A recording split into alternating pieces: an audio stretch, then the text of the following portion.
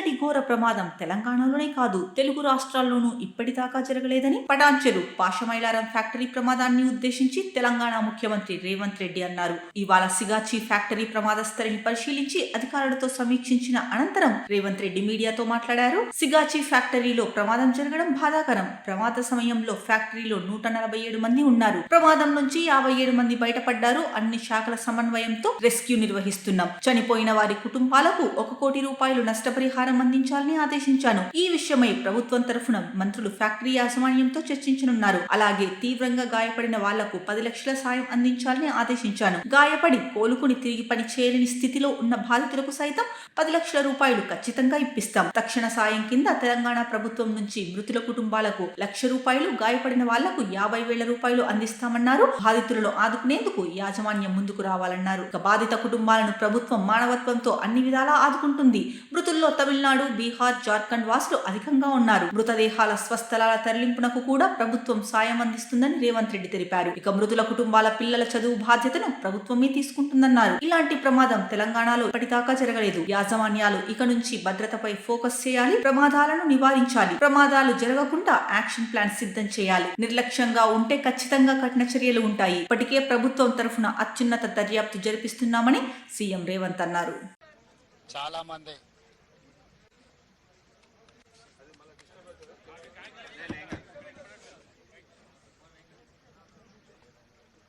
పాషమైలారంలో నిన్న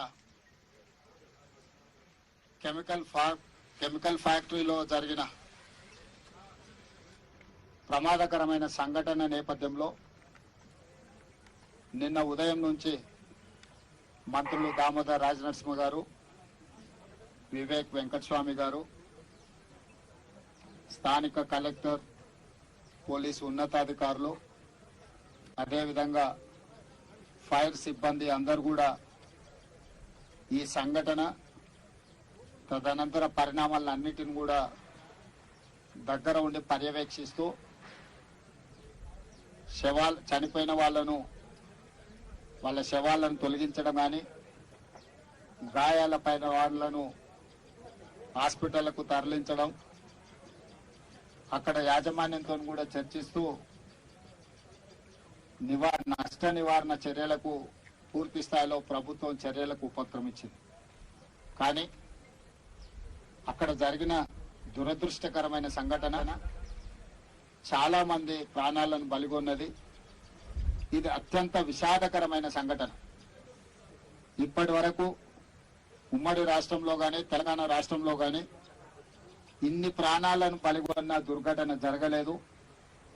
అందుకే ఈరోజు నిన్నటి నుంచి మా మంత్రులు నిరంతరం పర్యవేక్షిస్తూ సంస్థ యొక్క యజమానులతో, ప్రభుత్వ అధికారులతో, అదేవిధంగా fire department, HYDRAA, disaster management, police సిబ్బంది, రెవెన్యూ సిబ్బంది అన్ని శాఖలను సమన్వయం చేసుకుంటూ అక్కడ చర్యలకు ఉపక్రమించడం జరిగింది. మంత్రుల పర్యవేక్షణతో పాటు ఈరోజు నేనే స్వయంగా ఇక్కడికి వచ్చి దుర్ఘటనను పరిశీలించి దీనికి సంబంధించిన వివరాలను సేకరించి దానికి సంబంధించిన ప్రభుత్వం తీసుకోవాల్సిన చర్యలను అన్నిటిని కూడా ప్రభుత్వం చేపట్టవలసిన బాధ్యతను కూడా ఈరోజు అధికారులకు ఆదేశాలు ఇవ్వడం జరిగింది. ఈ దురదృష్టకరమైన సంఘటనలో ప్రాణాలు కోల్పోయిన వాళ్ళు బీహార్, ఒడిశా, మధ్యప్రదేశ్, ఆంధ్రప్రదేశ్, తెలంగాణ రాష్ట్రాలకు సంబంధించిన వాళ్ళు ఉన్నారని ప్రాథమిక సమాచారం అందింది.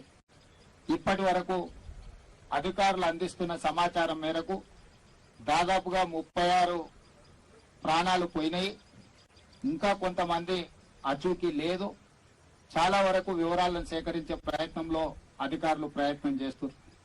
దుర్ఘటన జరిగినప్పుడు పరిశ్రమలో 143 మంది ఉండడం జరిగింది.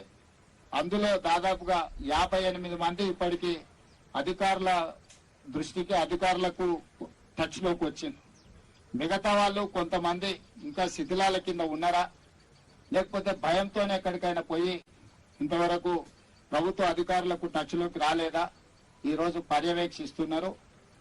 ఏది ఏమైనా ఈ దురదృష్టకరమైన సంఘటనని ప్రభుత్వము చాలా తీవ్రంగా పరిగణిస్తుంది.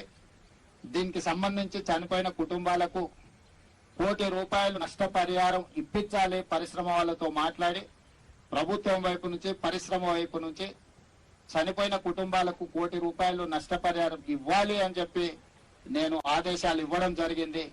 ఆదేశాల ప్రకారం మా మంత్రులు పరిశ్రమ యజమానులతో మాట్లాడి ప్రభుత్వం వైపు నుంచి సహకారం తీసుకొని వాళ్ళకి నష్టపరిహారం అందించడం జరుగుతుంది.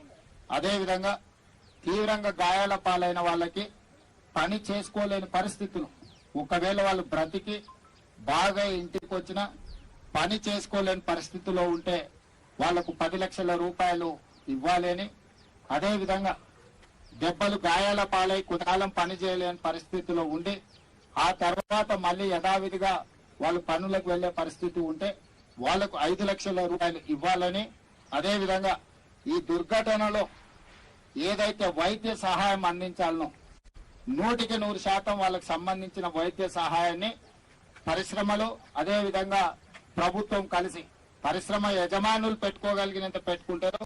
వాళ్ళకి ఎలాంటి ఇబ్బంది లేకుండా ప్రభుత్వం కూడా వైద్య సహాయాన్ని 100% అందించాలని మా మంత్రులకు నేను ఆదేశాలు ఇవ్వడం జరిగింది. వాటిని పర్యవేక్షించడానికి కూడా అధికారులను చీఫ్ సెక్రటరీని, డిజాస్టర్ మేనేజ్మెంట్ స్పెషల్ చీఫ్ సెక్రటరీని, లేబర్ అండ్ ఎంప్లాయ్మెంట్ ప్రిన్సిపల్ సెక్రటరీని, ఫైర్ డిపార్ట్మెంట్ అడిషనల్ డీజీని ఒక కమిటీగా వేసినాం. వీళ్ళందరూ కూడా జరిగిన సంఘటన మీద విచారణ చేసి నివేదిక అందించడం జరుగుతుంది. దీనికి బాధ్యులైన అందరి మీద కూడా ప్రభుత్వం చర్యలు తీసుకుంటుంది.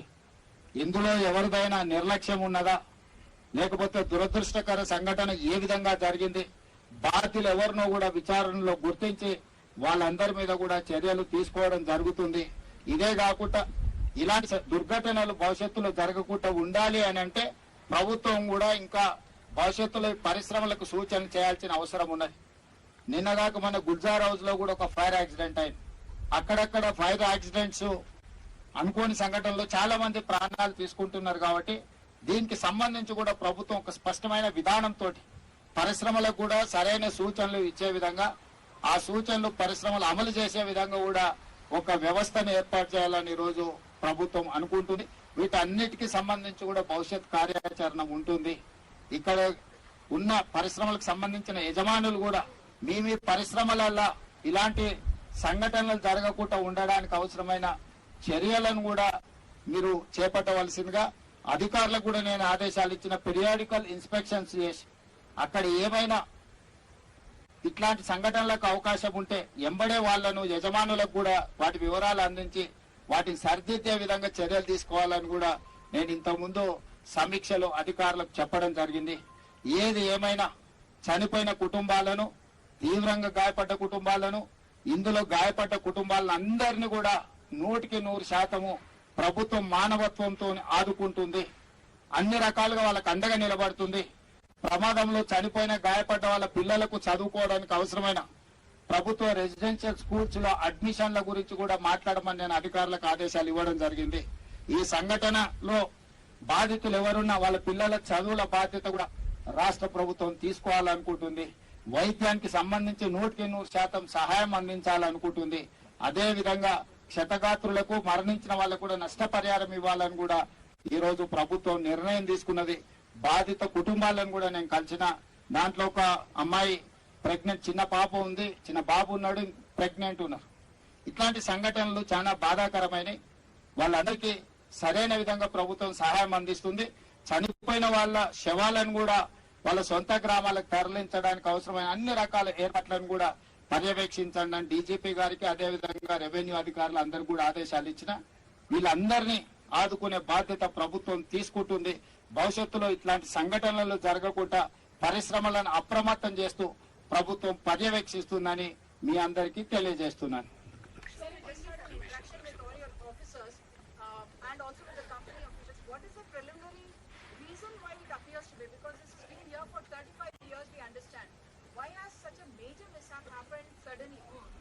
Preliminary information is there, but I cannot disclose. Why? Because the inquiry is going on. I wanted to find out all the details. Then only I can comment anything. Otherwise, if I comment something, it will take another turn. So I don't want to make any comments at this juncture. Definitely, we will see whatever concerns are there, whatever lapses are there, whatever regulation has to be implemented. We will examine everything. We will take serious view on those incidents. And at the same time, I have told my people to give 1 lakh for deceased family, death family, and injured family 50,000 for immediate expenditure. Next few days, they cannot go for work or they cannot do anything. That is why I have told my people to give contingency fund from collector to these deceased families 1 lakh and 50,000. And at the same time, I have told my people 1 crore rupees for death families, 10 lakhs rupees major that accident and limited whatever injuries are there for them also 5 lakh rupees, and medical thing government will take care everything. So they need not worry about their medical treatment. 1 crore is compensation, 10 lakhs and 5 lakhs whoever is injured, for them also we are going to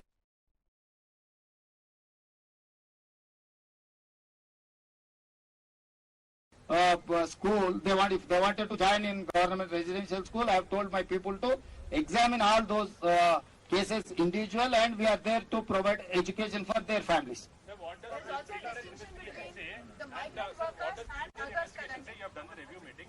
What does preliminary investigation say? And did the company follow all the regulations and any anything late to? Already our director labor department, director bylaws, they have inspected, they have given certain instructions to that concern. But who is in charge? 30% also has died in this accident. So we could not recover, we could not collect all those information. My team is there on the job. Definitely they will collect all those information. Then I will push you to. How many people have lost their lives, sir? ఈ క్షణాన కానీ మీరు జరిగిన క్షణాన ఎలా ఉంటుందో ఈ horrible లేకుంటుంది. అదేవిధంగా ఇక్కడ ఈ పరిశ్రమల్లో కార్మికులను ఒక బానిసలుగా చిత్రీకరించి వాళ్ళు పని తీసుకుంటున్నారు. 12 గంటలతో పాటు 24 గంటలు పని చేసుకుంటున్నారు. అలాంటి వాళ్ళకి ఎలాంటి భద్రత లేదు, వాళ్ళకి ఎలాంటి ఫిజికల్ తక్కువ లేదు. దాంతో పాటుగా ఈ ప్రాంతంలో ఉన్న కార్మికులకు ఏదైనా ఇన్సిడెంట్ జరిగితే వాళ్ళు ఇక్కడ నుంచి తరలించడానికి ఎలాంటి ట్రాన్స్పోర్టేషన్ లేదు. వాళ్ళని ఒక గుర్రలాగా ఆటోలలో వేసి తరలిస్తున్నారు. ఏ విధంగా చర్యలిస్తున్నారు? ఈ పారిశ్రామిక వ్యవస్థలో ఒక ఐలాగా ఏర్పాటు చేసుకుని కార్మికులతో ఎలాంటి పని తీసుకోవాలి, ఈ కాంట్రాక్టులకు అప్పచెప్పి ఏదైనా జరిగితే కాంట్రాక్టుల మీద తోసేసి వాళ్ళకి ఎలాంటి అర్థ లాభం కూడా లేకుండా చేస్తున్నారు. వాళ్ళ మీద మీరు ఎలాంటి చర్యలు తీసుకుంటారో చెప్పండి. తప్పకుండా మీరు చెప్పిన విషయాలు అన్నిటి కూడా రాతపూర్వకంగా మా అధికారులకు ఇవ్వండి. మీరు చేసిన ఫిర్యాదును మొత్తం పరిగణలోకి తీసుకొని ఏ విధంగా ఇలాంటి తప్పిదాలకు పాల్పడుతున్న వాళ్ళ మీద చర్యలు తీసుకోవాలో ప్రభుత్వం తప్పకుండా చర్యలు తీసుకుంటుంది.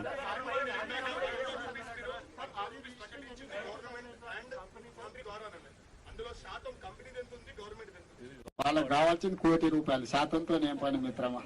చనిపోయిన కుటుంబాలకు 1 కోటి రూపాయలు కావాలి. 1 కోటి రూపాయలు వాళ్ళకి వస్తాయి. ధన్యవాదాలు.